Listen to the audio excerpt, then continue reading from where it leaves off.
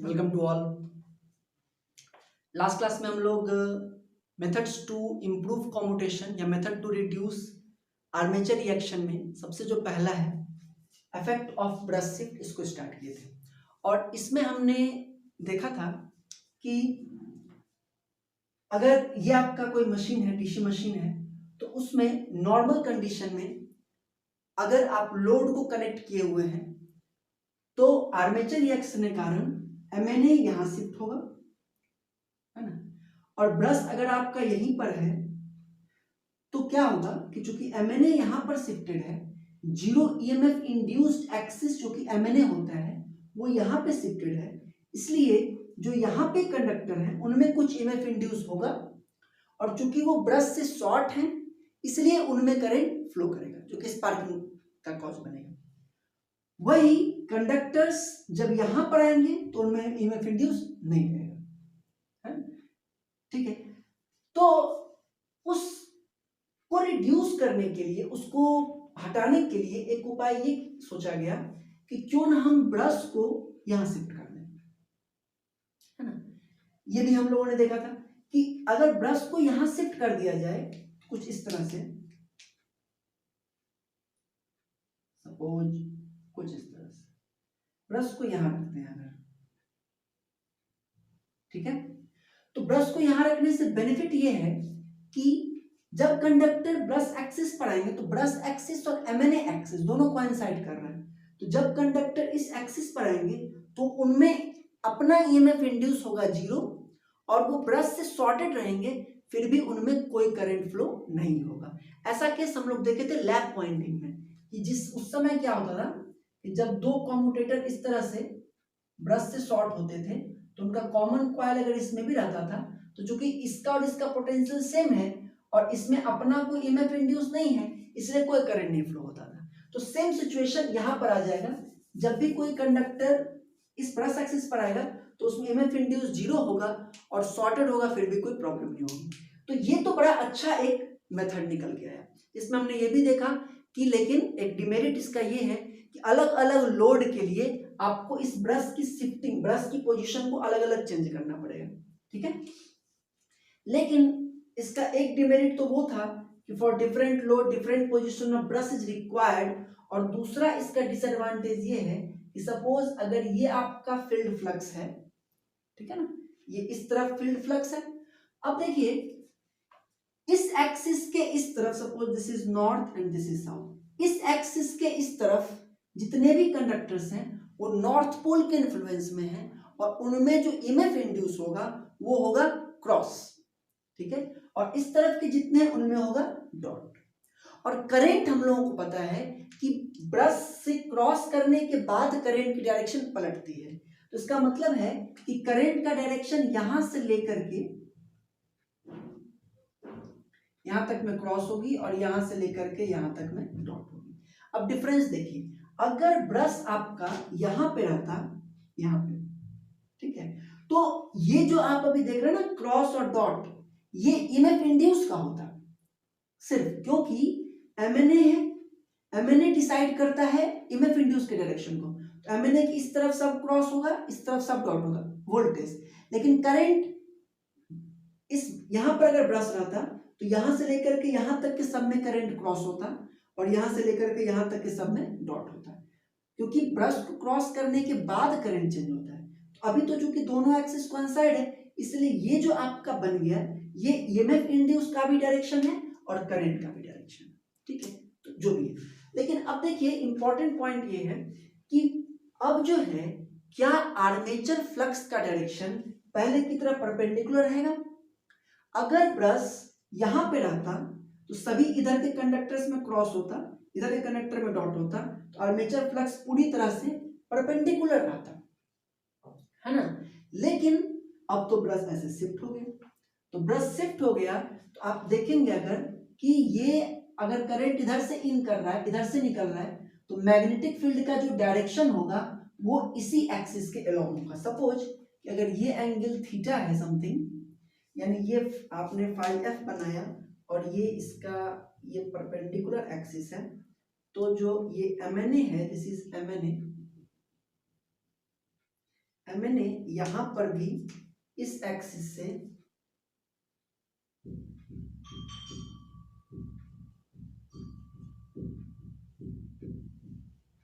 Theta angle lag करेगा, ठीक है। इस एक्सिस से थीटा एंगल MNA इधर सॉरी लैग कर रहे हैं, शिफ्ट रहे, इधर शिफ्टेड रहे, ओके। और फाई ए का डायरेक्शन इसी के अलॉन्ग होगा। आप देख भी सकते हैं कि इन सब का इधर होगा, ऐसे भी कर सकते हैं इन सब का। अगर इधर के कंडक्टर्स का अगर MMF फ्लक्स देखें तो कंडक्टर इन कर रहा है ऐसा, तो कुछ इस तरह का बनेगा, और इधर वाले का देखें तो कुछ इस तरह का बनेगा, तो रिजल्टेंट इधर बनेगा। तो फाई ए जो है वो कुछ इस तरफ होगा, और जो ये एंगल होगी वही ये भी एंगल होगा, थीटा, ठीक है। पहले फाई ए था ऐसे, अब फाई ए हो गया ऐसे, करेक्ट ना। क्यों हुआ ऐसा? क्योंकि ब्रश शिफ्ट हुआ। ब्रश शिफ्ट हुआ तो यहां से लेकर के यहां तक के कंडक्टर क्रॉस है, और यहां से लेकर के यहां तक कंडक्टर डॉट है। अब देखिए, अब इस फाई ए का दो कंपोनेंट हो सकता है, एक कंपोनेंट इधर और दूसरा कंपोनेंट इधर। ये कंपोनेंट हो जाएगा आपको फाई ए कॉस थीटा, और ये कंपोनेंट हो जाएगा फाई ए साइन थीटा, करेक्ट ना। अब देखिए, पहले जब हमने ब्रश को शिफ्ट नहीं किया था उस समय आर्मेचर फ्लक्स सिर्फ क्रॉस मैग्नेटाइजिंग नेचर का था, लेकिन अब क्रॉस मैग्नेटाइजिंग भी है और डीमैग्नेटाइजिंग भी है। पहले डीमैग्नेटाइजिंग सिर्फ और सिर्फ सैचुरेशन के कारण होता था, लेकिन अब डीमैग्नेटाइजिंग का एक कारण ये भी है, किसके कारण? ब्रश के कारण, ब्रश शिफ्ट के कारण ये कंपोनेंट आया है डीमैग्नेटाइजिंग, ठीक है। रिजल्टेंट कैसे निकालेंगे? वो सिमिलरली जितना यहां से ये हुआ उसी तरह से ये भी आएगा। ये क्या होगा? ये होगा फाई ए, थोड़ा सा और बढ़ा लीजिए,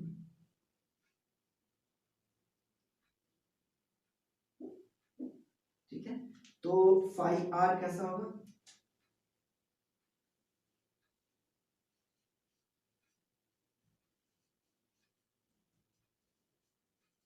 करेक्ट ना, ठीक है। तो ये तो फाई आर हो गया, लेकिन आप अब इस बात को जरा समझने का प्रयास करेंगे कि चूंकि फाई एफ में एक कंपोनेंट आ गया है फाई ए साइन थीटा का डीमैग्नेटाइजिंग, तो क्या रिजल्टेंट वैल्यू वही रहेगी? नहीं, घट जाएगी। सपोज कि अगर पहले फाई एफ 60 वेबर हुआ करता था और फाई ए क्रॉस मैग्नेटाइजिंग था, तो रिजल्टेंट की वैल्यू कुछ ज्यादा रही होगी, ठीक है। अब मान लीजिए कि 10 वेबर, ये फाई ए साइन थीटा की वैल्यू 10 वेबर इस तरफ है, तो इस तरफ का रिजल्टेंट तो 85 वेबर बच गया, और फाई ए साइन थीटा इस तरह से, ठीक है। तो हम मानते हैं यहाँ ये भी कुछ कमेगा, लेकिन फिर भी वैल्यू घट जाएगी, क्योंकि आप अगर देखें तो वैल्यू ये घटेगी ही घटेगी। और अगर रिजल्टेंट फ्लक्स की वैल्यू घट जाएगी तो फिर क्या होगा कि जो ईएमएफ इंड्यूस, अगर जनरेटर है तो जो ईएमएफ इंड्यूस है उसकी वैल्यू घट जाएगी, और अगर मोटर है तो जो टॉर्क लगता है वो घट जाएगा। टॉर्क आएगा प्रोपोर्शनल फाई के, और ईएमएफ इंड्यूस भी फाई के प्रोपोर्शनल। तो ब्रश शिफ्ट करने का जो हमने समझदारी दिखाया, वेरी गुड, लेकिन उसके कारण ये डिमेरिट आ रहा है कि फ्लक्स की वैल्यू आपको घट गई है, ठीक है। तो अब अगर हमको कैसे भी कैलकुलेशन करके ये पता चल जाए, है ना, कि आखिर कितना कितना घटा है, मतलब समझिए अगर 60 ये था, 10 ये था, तो इस डायरेक्शन में 50 हो गया। अगर हमको ये पता चल गया कि 10 इसकी वैल्यू 10 वेबर है, जो डीमैग्नेटाइजिंग जो फ्लक्स है इसका अगर 10 वेबर अगर ये हमको पता चल गया, तो हम यहाँ पर फाई एफ को थोड़ा बढ़ा लेंगे, 60 की जगह 70 कर लेंगे, ताकि पहले 60 था, अब 70 कर लेंगे तो क्या होगा, 10 घट भी जाएगा तो भी हमको रिजल्ट मिल जाएगा, है ना। तो नेक्स्ट जो पार्ट हमारा होगा वो होगा ये कैलकुलेट करना कि आखिर कितना ये इफेक्ट होता है, ताकि हम ये पता कर सकें कि कितना हमको extra field winding, extra field flux कितना प्रोड्यूस करना पड़ेगा। बात समझ आ रही है? कितना एक्स्ट्रा फील्ड फ्लक्स प्रोड्यूस करना पड़ेगा। अब ये हम कैलकुलेशन करेंगे। इस कैलकुलेशन से फायदा ये होगा कि जब हम ब्रश शिफ्ट करेंगे तो फिर हम बिल्कुल एक फॉर्मूला आ जाएगा, ब्रश शिफ्ट करेंगे तो मतलब उतना ही कैलकुलेट करके हमको फील्ड फ्लक्स को बढ़ाना होगा। इसमें आपको सब कुछ पता चल जाएगा। ये जो टॉपिक है ये टॉपिक आपका इंपॉर्टेंट है in the case of numerical. Objectives में इसके फॉर्मूलाज डायरेक्ट पूछते हैं और न्यूमेरिकल भी बहुत सिंपल होता है, इसका पूछता है, इसलिए इस टॉपिक को बस आप बड़ी आसानी से समझ जाएंगे। इसको अपने कॉपी में रखिए, नोट्स भेज ही चुके हैं हम और न्यूमेरिकल्स इसका बनाएंगे। तो देखते हैं कि कैसे कैलकुलेशन। देखिए जो आर्मेचर फ्लक्स है इसके दो कंपोनेंट है, cross magnetising, demagnetising. Armature flux बनता कैसे है?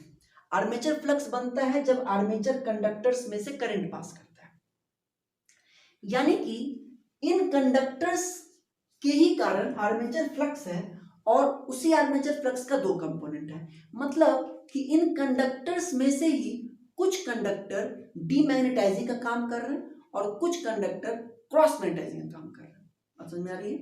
क्योंकि आर्मेचर फ्लक्स के दो कंपोनेंट है और आर्मेचर फ्लक्स आर्मेचर कंडक्टर से है, इसलिए इन्हीं कंडक्टर में से कुछ डीमैग्नेटाइजिंग का काम कर रहे हैं, कुछ क्रॉस मैग्नेटाइजिंग काम कर रहे हैं। तो ये देखा गया कि जैसे ये थीटा एंगल इधर शिफ्ट हुआ उतना ही अगर थीटा इधर ले लें, अभी हम इसको थीटा मैकेनिकल लेके चल रहे हैं, लेकिन हम आपको ये बताएंगे कि फॉर्मूला में थीटा इलेक्ट्रिकल क्यों लेते हैं। ठीक है, अब देखिए जितना आपने इधर लिया उतना ही अगर इधर ले लें तो यहां से पास करेगा। ठीक है, ये थीटा, तो ये देखा गया कि ये थीटा एम, ये theta M, two theta M ऊपर और टू थीटा एम नीचे, यानी ये 4 थीटा एम में जो कंडक्टर्स हैं, इस 4 थीटा एम में जो कंडक्टर्स हैं उनका नेचर कुछ और है और बाकी जो ये जो है मतलब ये 2 theta M 2 theta 4 theta M हो गया, बाकी कितना बचा 360 माइनस 4 थीटा एम।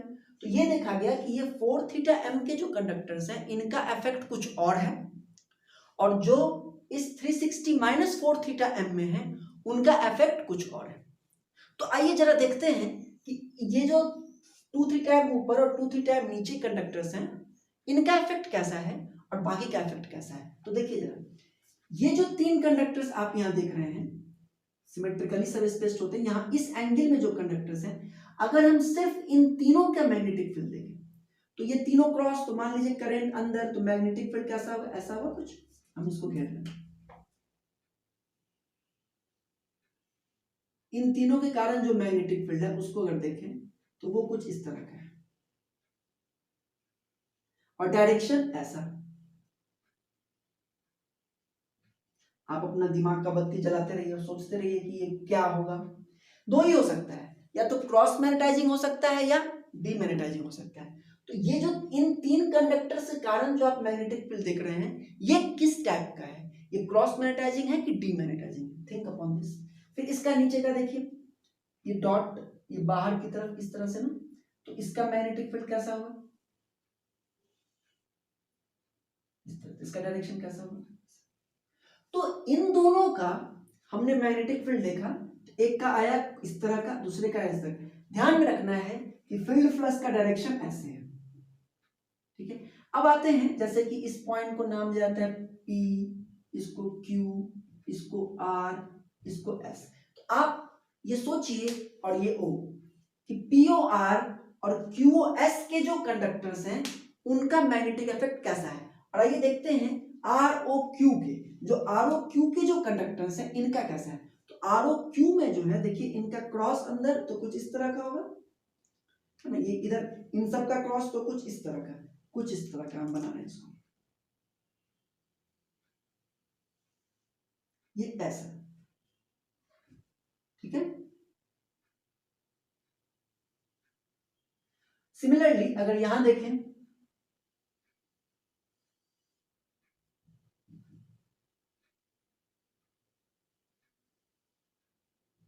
ठीक है, ये इधर नीचे, तो देखिए जो आपका फील्ड फ्लक्स है वो इस आयरन के अंदर से पास करता है, अंदर से। तो कौन सा फील्ड इसके जस्ट अपोजिट है और कौन सा फील्ड इसके परपेंडिकुलर है। तो आपको दिख रहा होगा कि ये जो 3 कंडक्टर के कारण ये जो कंपोनेंट है, ये वाला ऊपर वाला ये और नीचे वाला ये डीमैग्नेटाइजिंग टाइप का है। और ये जो है इधर का ये एंगल ROQ का और एंगल POS का, ये जो है देखिए अंदर में ये क्रॉस मैग्नेटाइजिंग है ना। तो यानी कि इस 4 थीटा एम के जो कंडक्टर्स हैं, तो theta M theta M theta M theta M, 4 theta M के जो कंडक्टर्स हैं वो डीमैग्नेटाइजिंग एक्शन कर रहे हैं, और बाकी 360 माइनस 4 थीटा एम के जो कंडक्टर्स हैं वो क्रॉस मैग्नेटाइजिंग कर रहे हैं। तो देखिए जरा, कंडक्टर्स, या ऐसे लिखेंगे एंगल ऑफ, या angle covered by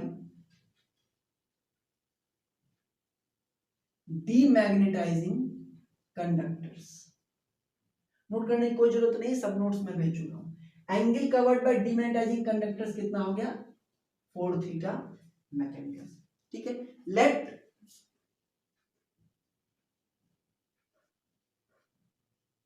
total number of conductor equal to Z.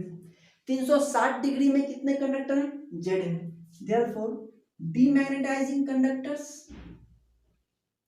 क्या इनकी संख्या हम लोग बता सकते हैं। मान लीजिए 360 डिग्री में 100 कंडक्टर हैं, तो 180 डिग्री में कितने होंगे, 50, आधा। तो ये हो जाएगा 4 theta M by 360 into Z. समझ में आ रही बात, 360 में जेड, तो एक में कितना, जेड बाई 360, तो 4 थीटा एम में कितना। तो ये हो गए नंबर ऑफ कंडक्टर्स जो कि इसमें है। ठीक है, तो नंबर ऑफ टर्न्स,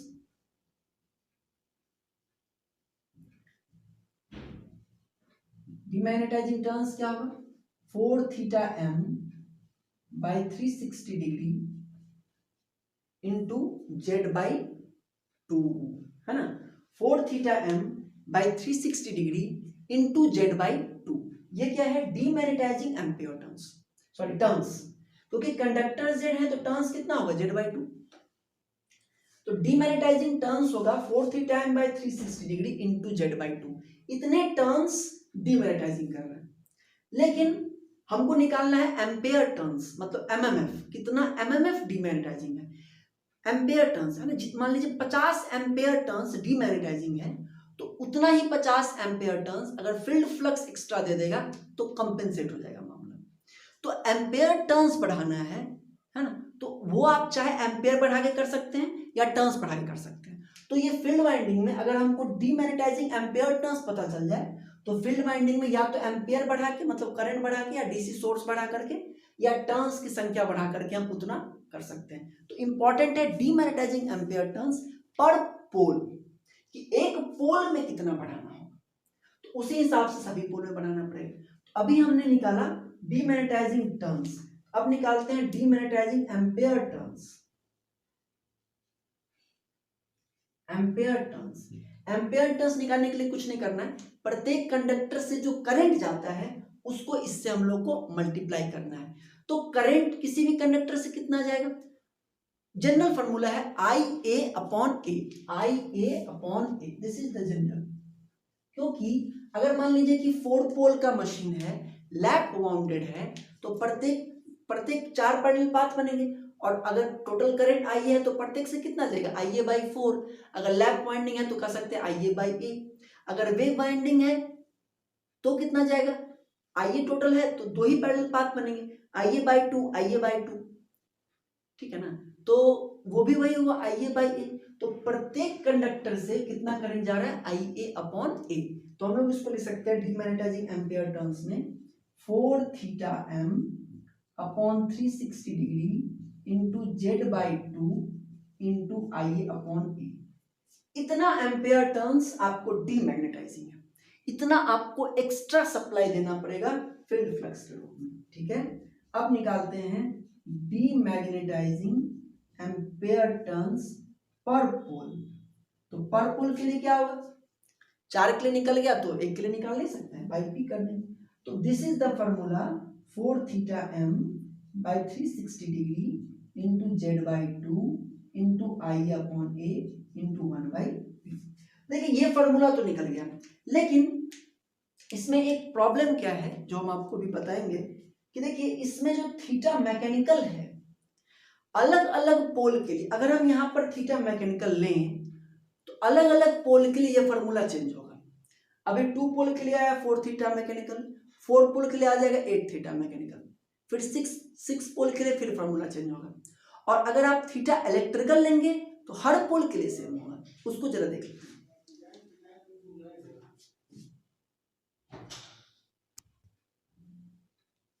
देखिए जैसे कि ये 4 पोल का मशीन है, नॉर्मल कंडीशन में जो आपका मतलब एमएनए है वो इंटरपोलर एक्सिस पर होगा, या ब्रश जो होगा वो इंटरपोलर एक्सिस पर होगा।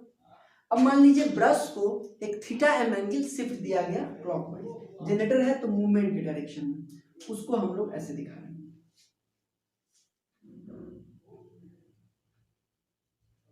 ठीक है, सिमिलरली ठीक है, ये एंगल थीटा, ये एंगल थीटा, ये एंगल थीटा और ये एंगल थीटा। अब कैलकुलेशन के लिए डीमैग्नेटाइजिंग कंडक्टर्स क्या होते हैं, जितना थीटा एम इधर तो थीटा एम इधर के भी कंडक्टर्स को लेते हैं, तो ये भी हो जाएगा।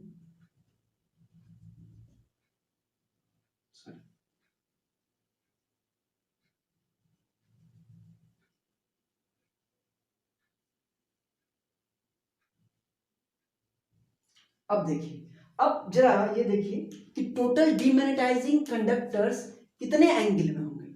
तो total demagnetising conductors 2 theta 2 theta 2 theta 2 theta 8 theta angle में टोटल डीमैग्नेटाइजिंग कंडक्टर्स होंगे 8 थीटा एंगल में, है ना। यानी कि मैकेनिकल 8 थीटा मैकेनिकल, यानी कि ये जो हम लोग फॉर्मूला लिखे हैं इसमें यहाँ पर क्या लिखना होगा 8 थीटा मैकेनिकल। पूरे के पूरे फॉर्मूला में यहाँ पर आपको लिखना पड़ेगा क्या, ये 8 थीटा मैकेनिकल हर जगह होता चला जाएगा। 8 8 8 है ना, 8 और यहाँ भी 8। सिमिलरली अगर 6 पोल करेंगे तो वहां भी 12 या इस तरह से चेंज होगा। तो अलग अलग पोल का अलग अलग फॉर्मूला है, लेकिन अगर हम ये एंगल को थीटा इलेक्ट्रिकल में लिखें, और थीटा इलेक्ट्रिकल क्या होता है P/2 थीटा मैकेनिकल, तो टू पोल के लिए फॉर्मूला क्या था 4 theta mechanical by 360 into Z/2 into IA/2। Two pole के लिए तो इलेक्ट्रिकल मैकेनिकल सेम रहता है, तो टू पोल के लिए फॉर्मूला क्या हो जाएगा इलेक्ट्रिकल के टर्म्स में 4 theta electrical by 360 into Z/2 into IA/A into 1/B। यह हो जाएगा टू पोल के लिए। टू पोल के लिए फॉर्मूला है। अब देखिए 4 पोल के लिए फॉर्मूला क्या होगा, यहाँ पे अगर यहाँ देखिए यहाँ पे अगर 4 पोल के लिए करें तो कितना हो जाएगा 2 थीटा एम हो गई। तो therefore theta M equal to theta E by 2। यानी इस फॉर्मूला में अगर थीटा एम जगह थीटा ई पुट करें तो क्या होगा 8 theta E by 360 into 2 into Z/2 into IA/A into 1/B। तो 2 से 8 कट जाएगा 4 थीटा, वही फॉर्मूला मिल गया, है ना। तो ये है कि अगर हम थीटा इलेक्ट्रिकल लेके चले तो फिर किसी भी पोल के लिए हम कैलकुलेशन कर सकते हैं, नहीं तो फिर हमको क्या करना पड़ेगा, अगर मैकेनिकल लेंगे तो फिर हमको उस पोल के लिए निकालना पड़ेगा, ठीक है ना। इसलिए जो फॉर्मूला है इसका डीमैग्नेटाइजिंग एम्पेयर टर्न्स पर पोल का जो एक्चुअल फॉर्मूला है वो है सेम 4 थीटा इलेक्ट्रिकल, ठीक है ना। 4 थीटा इलेक्ट्रिकल ही लेकर के चलते हैं। हालांकि एक्चुअल एंगल तो मैकेनिकल ही होगा, लेकिन कैलकुलेशन में ताकि हमको अलग अलग पोल के लिए अलग अलग फार्मूला ना मिले, तो this is the formula for demagnetizing ampere turns per pole. अब जरा सोच के बताइए कि cross magnetizing ampere turns per पोल कितना होगा। क्रॉस मैग्नेटाइजिंग कंडक्टर्स कितने एंगल में होंगे, इनको छोड़ करके जो एंगल होगा उसमें होंगे। तो angle covered by demagnetising conductor 4 theta electrical, angle covered by cross magnetising conductor कितना होगा 360 माइनस 4 थीटा इलेक्ट्रिकल। और उसके बाद यहां पर चेंज होगा तो यहां भी होगा, यहां भी होगा, हर जगह चेंज होगा। तो सीधे हम लिख रहे हैं cross magnetizing ampere turns per pole equal to 360 minus 4 theta E by 360 into Z/2 into IA/A into 1/B। Okay ना। तो ये है आपका दोनों डीमैग्नेटाइजिंग और क्रॉस मैग्नेटाइजिंग का फॉर्मूला, ठीक है। तो इस पे न्यूमेरिकल्स कई सारे मैंने नोट्स में भेजे हैं, आप लोग प्रैक्टिस कीजिएगा। एक क्वेश्चन यहाँ पे बनाते हैं।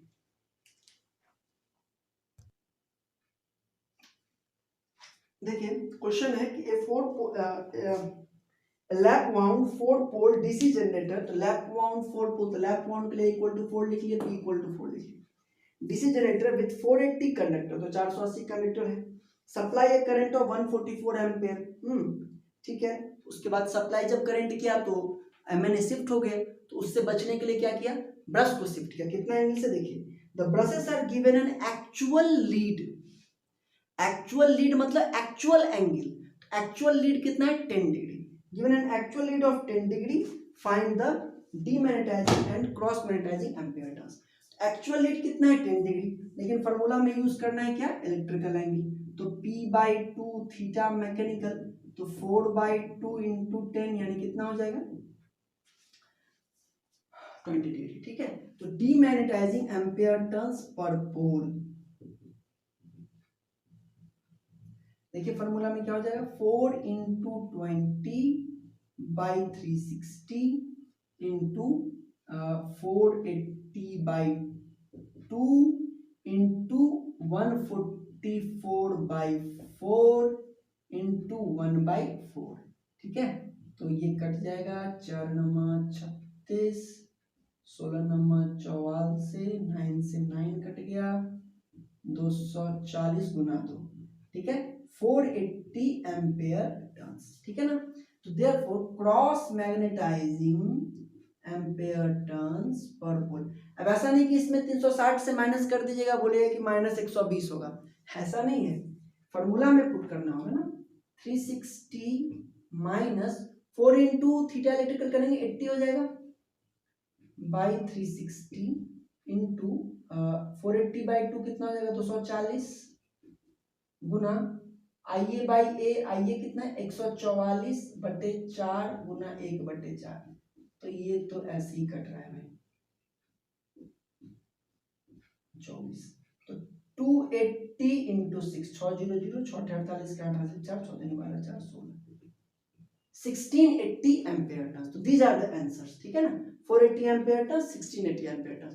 तो ये बहुत आसान है, सिर्फ फार्मूला बेस्ड क्वेश्चन इस पे आता है, तो आप इसके फार्मूला को जरूर याद रखिए, घबराइए नहीं।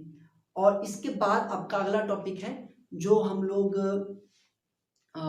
नेक्स्ट मेन इंपॉर्टेंट है सब्जेक्टिव पॉइंट ऑफ व्यू से, इंटरपोल्स एंड कंपेंसेटिंग वाइंडिंग्स। और प्रेजेंटली अभी most of the DC machines have interpole and compensating winding for improving the commutation. That is important topic, अगले क्लास में हम लोग उसको पढ़ेंगे और उसके बाद फिर आगे देखेंगे। तब तक के लिए आप लोग इसके न्यूमेरिकल्स बनाइए और हम लोग अगले क्लास में